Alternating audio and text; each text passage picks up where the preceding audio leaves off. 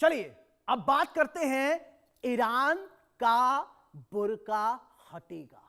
समझ रहे हैं आप? ईरान का बुर्का हटेगा। पूरी खबर को अब हम आपको इसका विश्लेषण करेंगे, एक एक करके परत दर परत हम आपको बताएंगे, समझाएंगे। ईरान की सड़कों पर आज सिर्फ विरोध नहीं बल्कि कट्टरपंथ के अंत की आहट सुनाई दे रही है। जिन खुलकर सड़कों पर हैं और सीधे सीधे खलीफा की सत्ता को चुनौती दे रही है।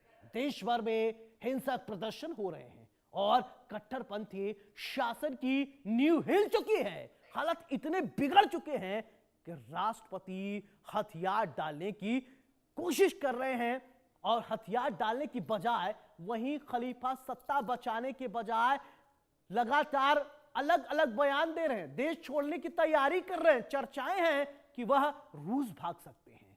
और पूरी कहानी समझिए और हम अंत तक आपको बता देंगे, समझा देंगे कि आखिरकार पूरा खेल है क्या। दरअसल बेटे समेत करीब 20 लोगों की टीम तैयार है। जेनजी उस ईरान में जीना चाहती है जो शाह के दौर में था, जहां जिंदगी पर पाबंदियां नहीं थी। पाबंदियों की बात करें तो अब ईरान यूरोप से जुड़ा हुआ था, जब बुर्का और हिजाब जिंदगी की मजबूरी नहीं थे। अब फैशन पर ताले नहीं थे और आजादी अपराध नहीं थी।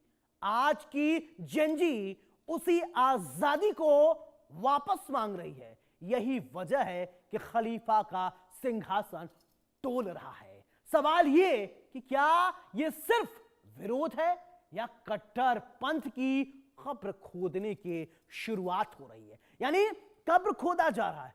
चलिए खबर क्या है, यह सबसे महत्वपूर्ण पहलू तो हम आपको समझाएंगे, दिखाएंगे कि आखिरकार यह खबर है क्या। जनाब, ईरान में जेनजी का देशव्यापी उभार, कट्टरपंथी की अगर बात करें शासन के खिलाफ हिंसक प्रदर्शन, तो यह खबर अब समझ रहे हैं आप।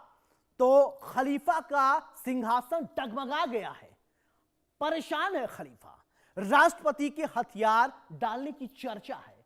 खलीफा के देश में अटकलें तेज हैं, रूस भागने की फिराक में है, यानी यह खलीफा रूस भाग सकता है।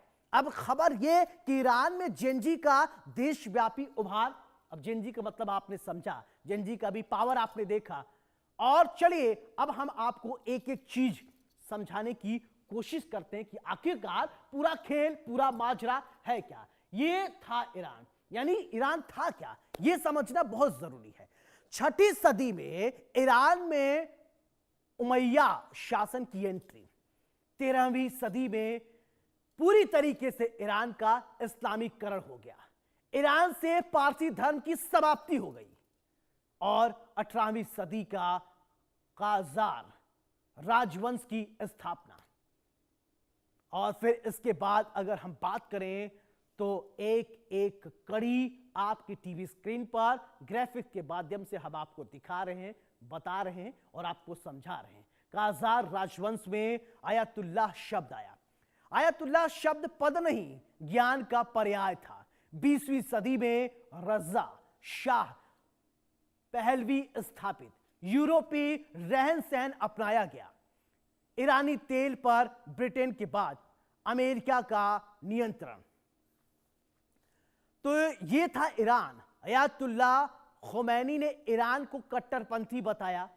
आज अयातुल्लाह खामेनेई के हाथों की अगर हम बात करें, ईरानी तेल पर ब्रिटेन के बाद अमेरिका का नियंत्रण।